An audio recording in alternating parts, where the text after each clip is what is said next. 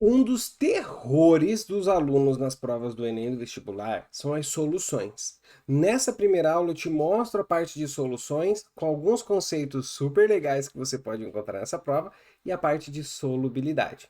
Lembrando, aqui na descrição você tem o link lá para o nosso grupo para você pegar uma lista de exercícios extras e no final dessa aula tem resolução de algumas questões para você. Não esquece, lindinho, de deixar o seu curtir e comenta o que você está achando dessa nossa playlist que tem química completinha para você. Boa aula! Tá aparecendo para você aí a nossa aula de dispersões, certo? E quando a gente fala dispersões, galera, muito cuidado. É uma mistura entre um disperso mais dispersante. Ah, professor, o que é o disperso? O que é o dispersante? Imagina a cena, tá?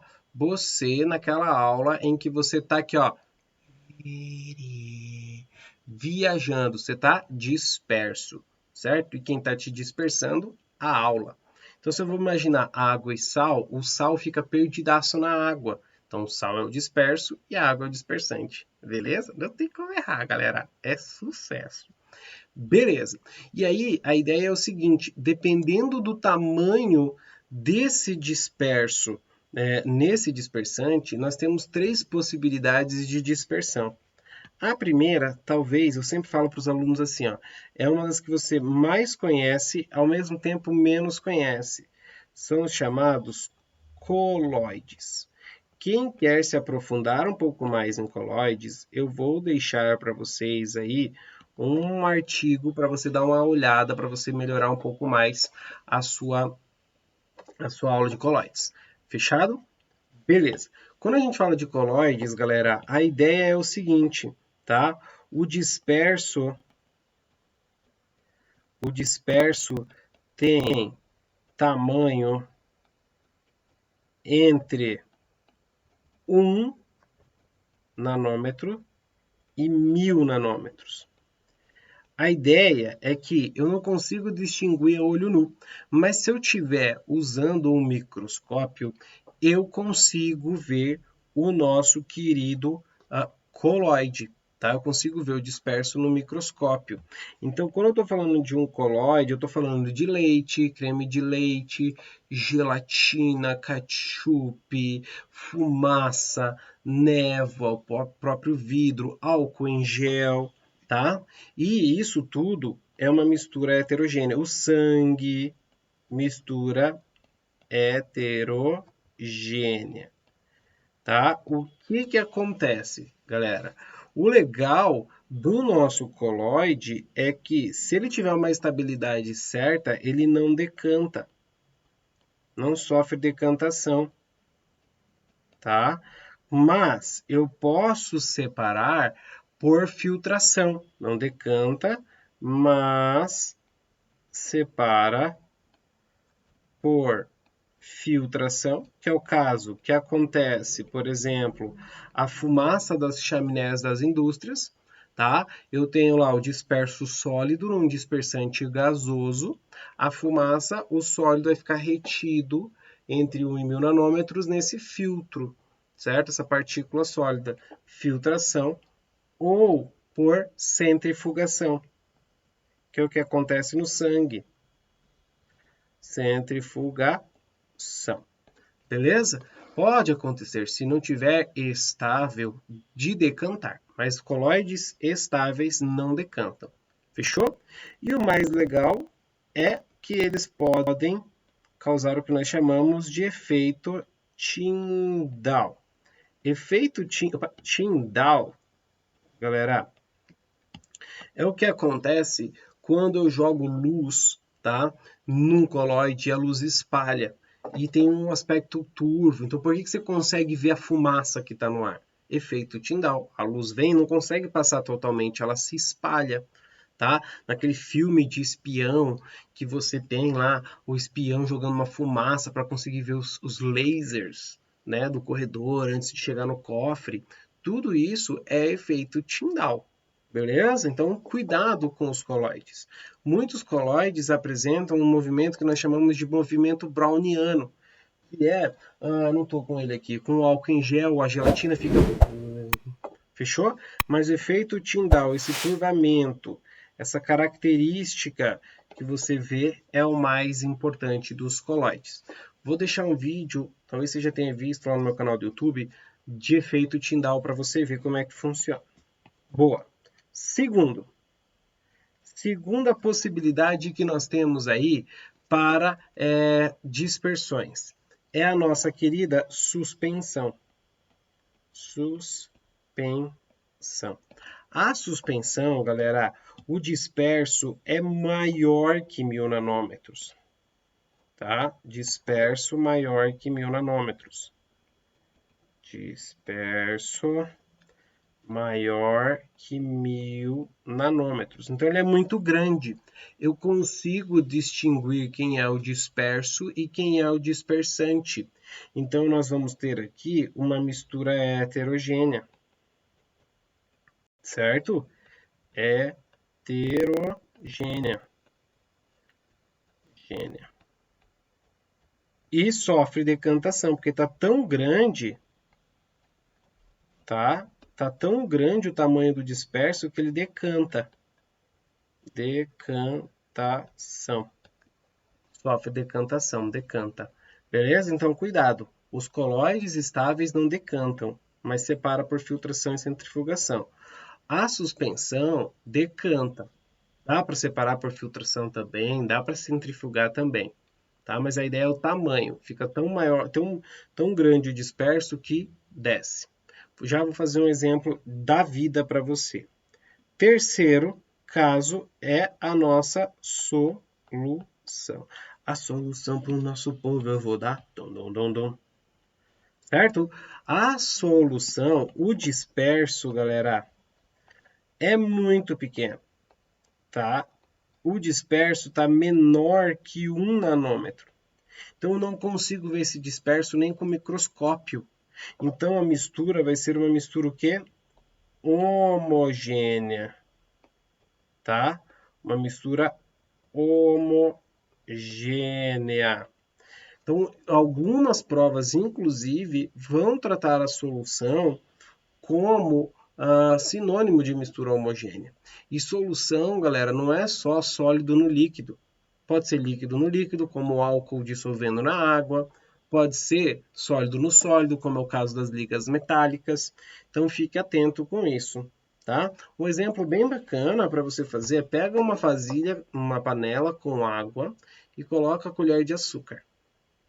No primeiro momento, você vai ver que o açúcar não vai dissolver totalmente, vai ficar lá no fundo. Você está com o açúcar suspenso. Liga ali o fogo, deixa aquecer. Não mexe, não mexe, deixa aquecer. Você vai ver que a água vai ficar meio esbranquiçada. É porque conforme a temperatura vai aumentando, você vai dissolvendo o açúcar. E quando o açúcar fica entre 1 e 1000 nanômetros, você forma um coloide. E aí você tem a água ficando meio turva, esbranquiçada. Depois que você dissolve todo o açúcar, a água fica transparente, fica homogênea. Faz esse teste, você vai ver que é super legal para você ver os três acontecendo ao mesmo tempo. Fechado? Tudo bem? Legal. Então, essa parte de soluções, galera, mega importante. Agora, das soluções, dentro de soluções, tá? Solução eu não consigo separar por decantação, não consigo separar por filtração, nem centrifugação. Geralmente, uma solução eu separo com destilação, tá? Não usa filtração, nem decantação, nem centrifugação. Fechado? Anota aí. Beleza. Dentro de soluções é o que importa. Então, nessa primeira aula nossa de soluções, dispersões de forma geral, eu vou te apresentar as 3 dispersões, daqui te apresentei, e a gente vai falar um pouquinho sobre a solução, tá? E aí, dentro de solução, tem 2 coisas que eu preciso te apresentar nessa primeira aula. A primeira delas é a tal da solubilidade. A solubilidade. A solubilidade, galera, deixa o professor ver a cor que eu usei aqui, verde, então eu vou usar aqui vermelho. A solubilidade é a massa de soluto, tá? Que na solução, já estava até esquecendo, na solução, o disperso é chamado de soluto. E o dispersante é chamado de solvente. Tá? Só na solução isso acontece. Mas na solubilidade de uma solução é a quantidade de soluto que dissolve em determinada quantidade de solvente, geralmente 100 gramas ou 100 ml, tá? A uma dada temperatura. Vou repetir, é a máxima quantidade de soluto que dissolve em determinada quantidade de solvente a uma dada temperatura. Máxima quantidade de soluto que dissolve em determinada quantidade de solvente a uma dada temperatura. Quando eu estava no seu lugar, mano, eu não fazia a menor ideia do que o prof queria dizer com isso. Então, eu comecei a colocar essas coisas no meu dia a dia, tá? E para você entender a solubilidade, a ideia é bem simples. Pega um copo com leite e coloca um achocolatado lá. E coloca uma colher do achocolatado e mexe. Você vai ver que dissolve. Pega uma colherzinha pequena para fazer o teste. Pega uma colherzinha de chá. Coloca lá o achocolatado. Beleza. E mexe. Mexe. Beleza. Mexeu. Aí você vai pensar, dissolveu tudo, vai dar um gole, vai ficar, tá com gosto de leite. Aí você vai colocar mais várias colheres. Mexe. Você vai perceber que tem uma hora que dissolve tudo. E se você colocar mais, vai ficar aquela crosta no fundo. Então, o que seria a solubilidade? A máxima quantidade de achocolatado que dissolve num copo de leite. Se você colocar no micro-ondas, vai conseguir dissolver mais, porque você vai mudar a temperatura. Então, a nossa solubilidade, ou seja, a quantidade de soluto que dissolve em uma determinada quantidade de solvente depende da temperatura. Então, eu vou ter lá 20 graus Celsius, eu consigo dissolver 20 gramas em 100 gramas de água. Então, em 200 gramas de água, eu consigo dissolver 40. Ou então, quanto que eu consigo dissolver aumentando a temperatura? Então, vou trabalhar com essas mudanças, que a gente vai fazer ali nos exercícios já. Eu vou te ensinar uma técnica para resolver, certo? Então, guarda isso. E aí, galerinha, nós vamos ter um gráfico de solubilidade aqui para a gente, tá? Vou fazer o gráfico aqui para a gente, fazer um pouquinho grande. Que vai ser no eixo Y a tal da solubilidade, dada em gramas, geralmente por 100 gramas do solvente, e a temperatura geralmente dada em graus Celsius. Beleza? Legal. Algo que eu chamo de conhecimento de vó.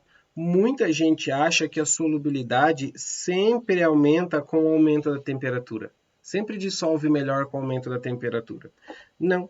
Pode acontecer de dissolver melhor com a diminuição da temperatura. O processo em que aumenta a solubilidade, ou seja, dissolve mais quando eu aumento a temperatura, é um processo que absorve calor. Nós vamos ver mais para frente que isso tem um nome. É um processo endotérmico, calor para dentro. Endotérmico, calor para dentro. E o processo que diminui a solubilidade com o aumento da temperatura é aquele que libera calor. Libera calor, nós chamamos de exotérmico. Tá? Então, pode acontecer de dissolver menos se eu aumentar a temperatura? Pode acontecer, certo? E aqui, galera, eu gostaria de chamar a atenção de vocês, tá? A atenção de vocês para o seguinte, para o que nós chamamos de Lei de Henry.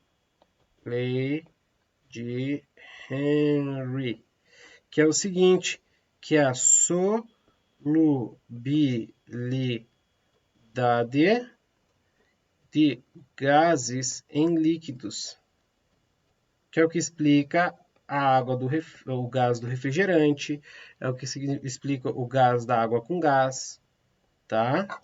Que é o seguinte, quanto maior for a pressão e menor a temperatura, mais um gás dissolve, maior é a solubilidade do gás no líquido. Então você já deve ter percebido que aquele refrigerante que você mais gosta é aquele mais geladinho, aquele que tem mais gás. Deixa ele aberto num dia quente, você vê que o gás vai embora, dissolve menos. E isso aqui vai ser a explicação, galera, para poluição térmica. Poluição térmica é aumentar a temperatura de rios, lagos e oceanos. Esse aumento da temperatura, aumentou a temperatura, um gás dissolve menos. Que gás? O oxigênio. O oxigênio dissolvendo menos tem menos vida dentro da água. Menos vida dentro da água, menos vida fora da água. Então é um impacto ambiental. A gente vai falar lá na última aula da frente 2, daqui da frente 2, sobre química ambiental. Beleza? Guarda isso. Poluição térmica, lei de Henry. Um gás dissolve melhor num líquido em altas pressões e baixas temperaturas. Beleza? Nota aí. Boa. E dessa solubilidade, galerinha, nós tiramos mais um conceito aqui que eu preciso que você tome um cuidado extremo na hora de resolver os exercícios, que são os tipos de solução, tá? Existem 3 tipos de solução. A primeira é a solução insaturada. Insaturada quer dizer que eu tenho o quê? Menos soluto dissolvido que o máximo. Então eu poderia dissolver 20, dissolvi só 10. Então eu tenho uma solução que insaturada, mas marca a palavra dissolvida. Tem que estar homogênea. A segunda é uma solução saturada. Espera, deixa eu só ajeitar aqui, galera. A solução saturada. A saturada, o nome já diz, está no máximo, está saturada, está cheia. É aquela que tem exatamente o máximo de soluto dissolvido.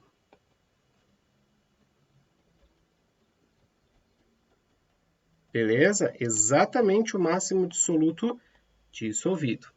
Essa é a nossa solução saturada. E existe um caso que gera muita confusão, que eu vou deixar para você um vídeo aí, é a supersaturada. Na supersaturada, você tem mais soluto dissolvido,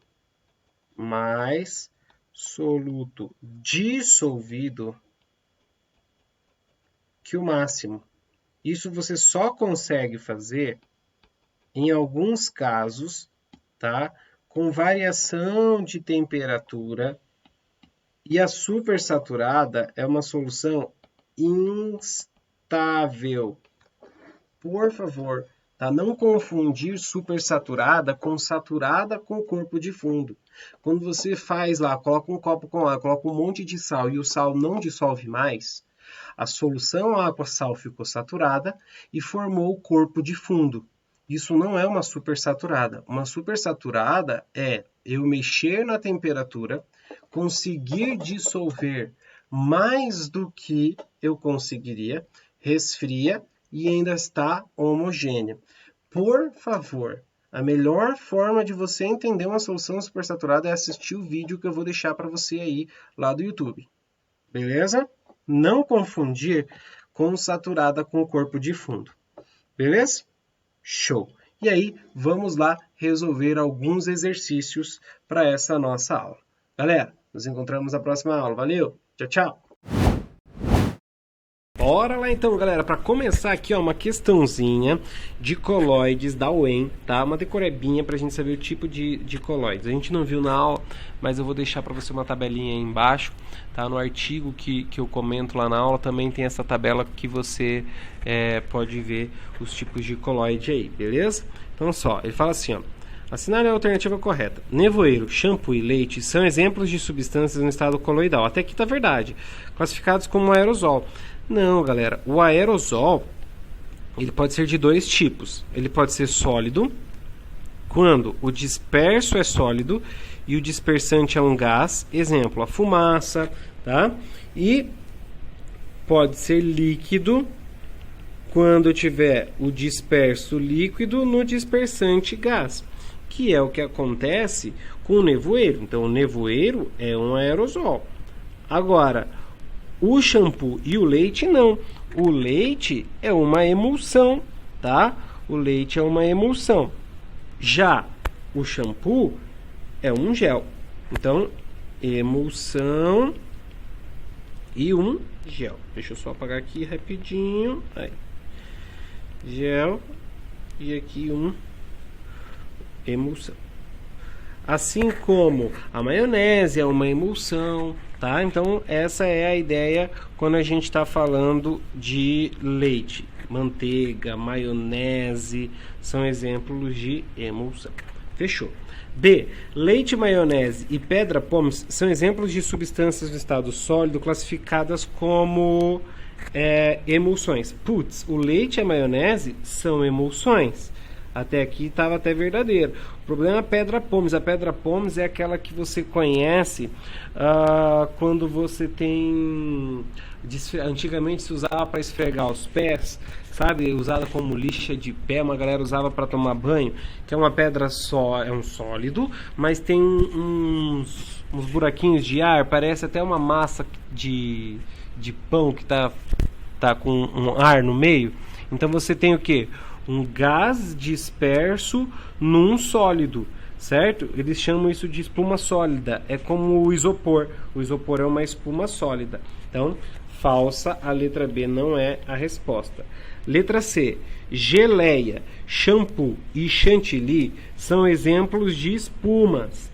Não, galera, falsa. A geleia é um gel. O shampoo também. Já o chantilly sim, o chantilly é uma espuma, beleza? Então cuidado com isso, por favor.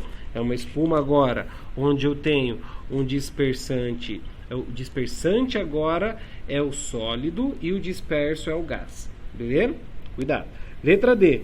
Gelatina, queijo, geleia são exemplos de substâncias classificadas como géis. Verdadeiro, é um exemplo de gel. E letra E. Ligas metálicas, fumaça e asfalto são exemplos de substâncias no estado coloidal, como sóis. Falso, galera. A fumaça é um aerosol. Os outros dois, a gente não...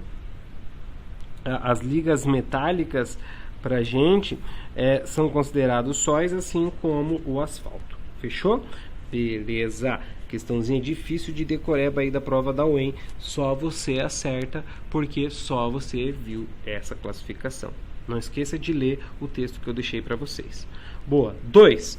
Considere os sistemas apresentados a seguir: creme de leite, maionese, óleo de soja, gasolina e poliestireno expandido. Professor, pelo amor de Deus, o que é um poliestireno expandido? É isopor. Tá, mas como é que eu ia saber? Agora você sabe. Boa. Então, olha lá. Destes são classificados como sistemas coloidais. Creme de leite é um coloide. Maionese é um coloide.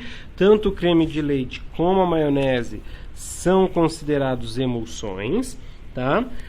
Óleo de soja? Não, galera. Óleo de soja e gasolina não são misturas homogêneas. Então, não, são soluções. E o poliestireno expandido é o isopor, é uma espuma sólida. Então, verdadeiro, assim como a espuma sólida, assim como aquela espuma do colchão, tá? Que é a poliuretano, beleza? Então, 1, 2 e 5, letra D. Boa! Então, duas questões de colóides aí que podem aparecer pra gente. 3. Agora sim, ó, aquilo que eu conversei com vocês na aula teórica, que a gente ia fazer uma questão sobre solubilidade. Ele fala assim, observe o gráfico abaixo, um gráfico de temperatura e a solubilidade está em grama de soluto por 100 gramas de água. Ele fala assim, a quantidade de clorato de sódio circula para mim. Quem que é o clorato de sódio? É o NaClO3. Veremos aí na continuidade do curso as nomenclaturas. Capaz de atingir a saturação em 500 gramas de água na temperatura de 60 graus é aproximadamente igual a quanto? Quando a gente perceber que se trata de uma questão de solubilidade, galera, você vai resolver da seguinte forma, ó. Você vai fazer assim, ó, temperatura, soluto, solvente, solução. Não tem erro, é sucesso. Resolva todos assim. Quem você vai analisar primeiro? A temperatura. Qual é a temperatura que o exercício está falando? 60 graus. Só que você vai fazer o quê? Primeira coisa, você vai olhar no gráfico. Então você vai olhar no gráfico, 60 graus. Está aqui ele, ó, 60 graus. Do clorato, está aqui, bateu mais ou menos aqui, ó. Foi 140. O que significa 140? 140 gramas de soluto a cada 100 gramas de solvente, que é a água. O que é a nossa solução? A nossa solução é o soluto mais o solvente. Então vai dar 240 gramas. Beleza? Agora, ele quer saber qual que é a quantidade para saturar 500 gramas de água. Então você vem aqui, ó, ele quer saber para 500 de solvente. Quanto que eu vou precisar de soluto para saturar essa minha solução? O que você faz? Regrinha de 3, salva vidas. Veja que aprendemos na estequiometria. Daqui para cá não multipliquei por 5. Então daqui para cá eu vou fazer o quê? Vezes 5.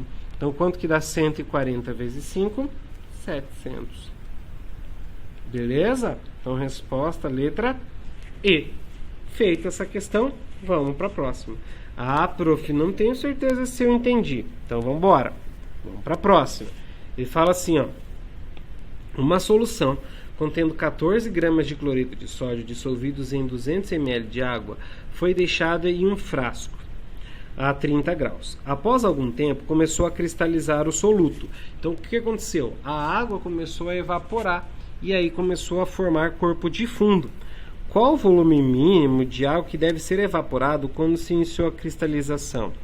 Dados, a solubilidade a 30 graus do cloreto é de 35 gramas para cada 100 gramas de água. Então, peraí, olha só, pensa comigo.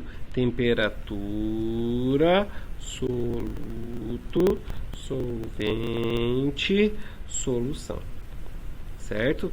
A primeira é a leitura do gráfico. Prof, não tem gráfico, então vai para os dados. 30 graus Celsius, 35 gramas a cada 100 gramas de água. Como a densidade é 1 para 1, significa que 1 grama equivale a 1 ml. Então você tem aqui 135 gramas de solução. Quando que começa a formar corpo de fundo? Quando a solução satura. Então os 14 gramas que estão lá dentro, eles têm que saturar a minha solução. Então eles têm que ser o máximo de soluto. 14. Quanto de solvente tem que restar? Faz a regrinha de 3. Fazendo a regrinha de 3, galera, toma muito cuidado agora com essa regra de 3.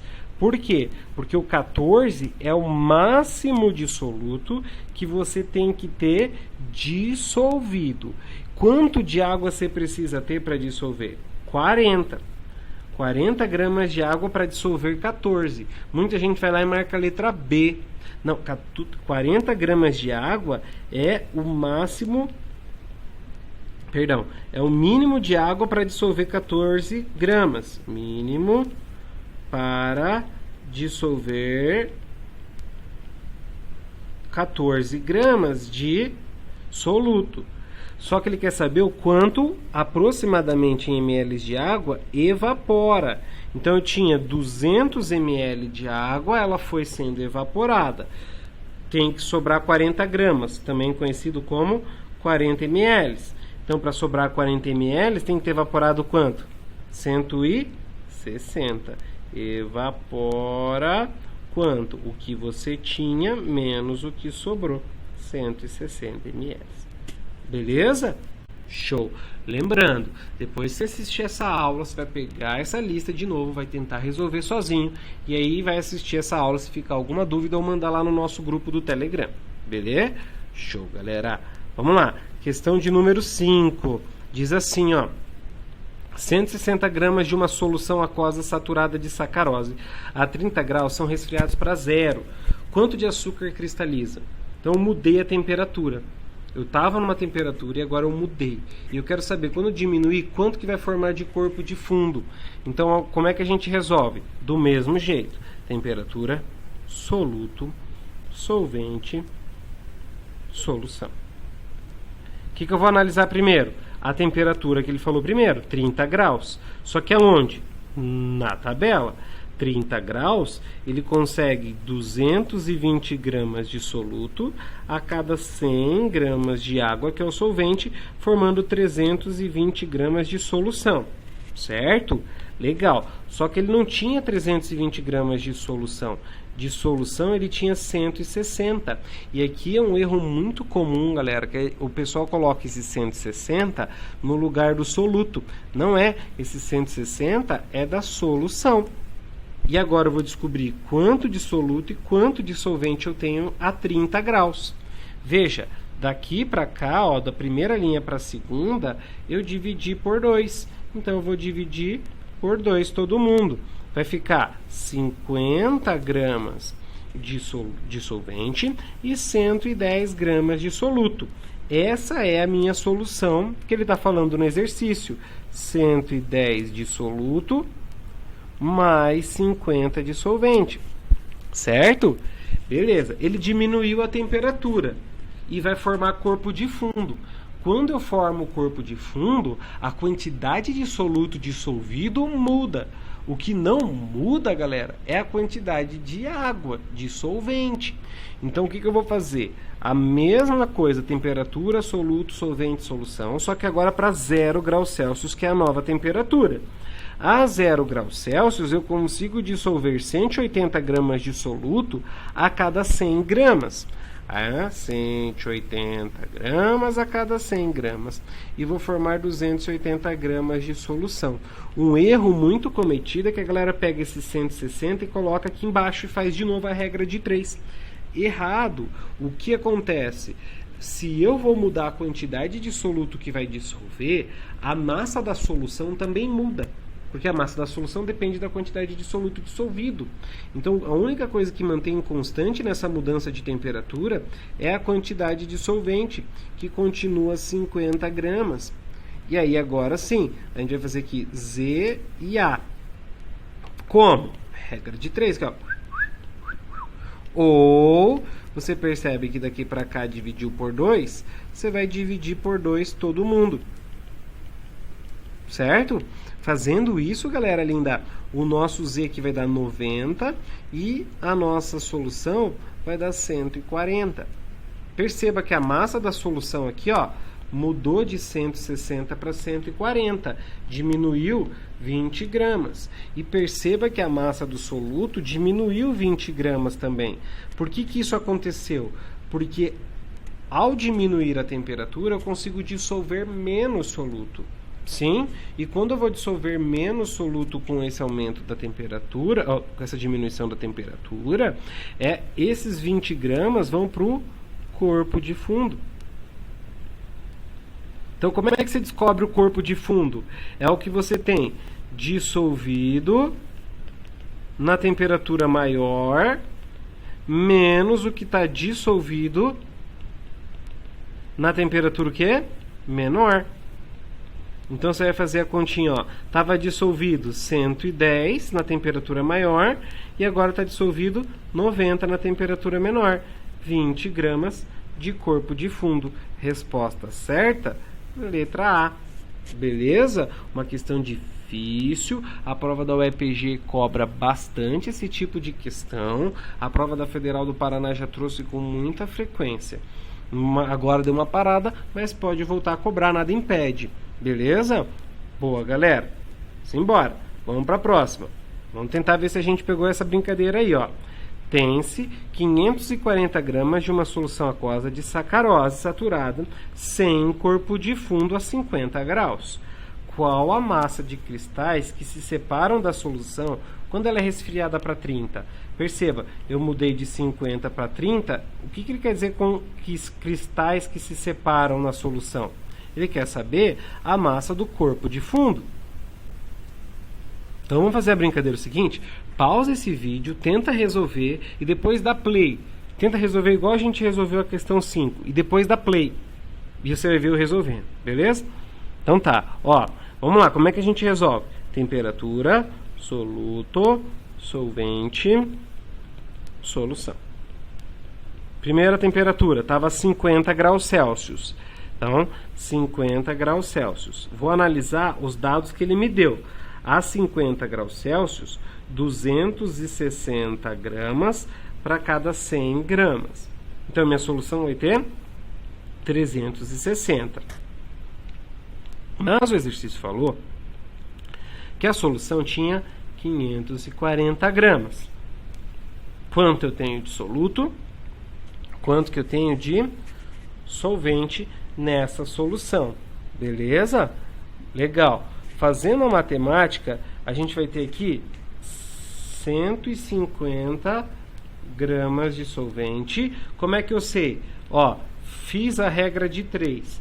Teve um pessoal que já está mais malandro com a matemática que percebeu que daqui para cá multiplicou por 1,5. Ah, prof, eu não percebi isso. Então agora faz a matemática, faz a regra de 3, você vai achar y igual a 150. Beleza? Legal. E o nosso x vai dar 390. E você pode fazer de duas formas. Ou pela regra de 3, ou você pode fazer vezes 1,5, que também vai dar a resposta. Ou ainda uma terceira forma. As duas somadas aqui, ó, tem que dar 540. Tá? O que é esse 390? O máximo que está dissolvido em 150 gramas de solvente a 50 graus Celsius. Só que eu mudei essa temperatura para 30. Então eu vou mudar para 30.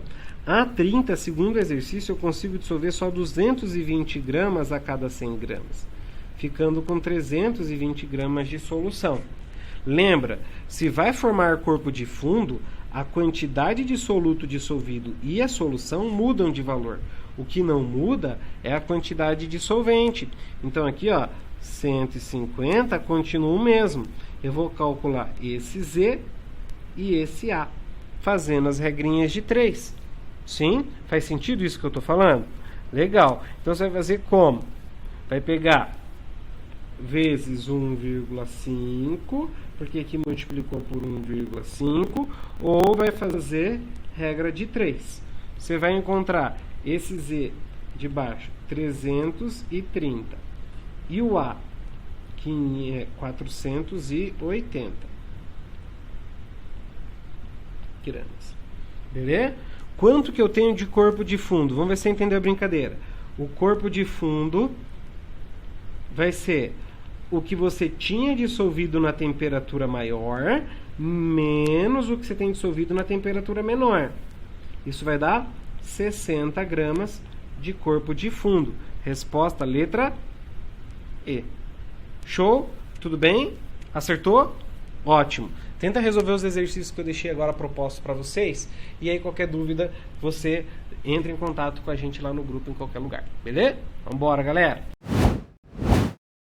E aí, lindinho, gostou dessa nossa aula? Espero que você tenha curtido. Lembrando que aqui na descrição do vídeo tem alguns links muito importantes para sua preparação aí para as provas do vestibular e do Enem.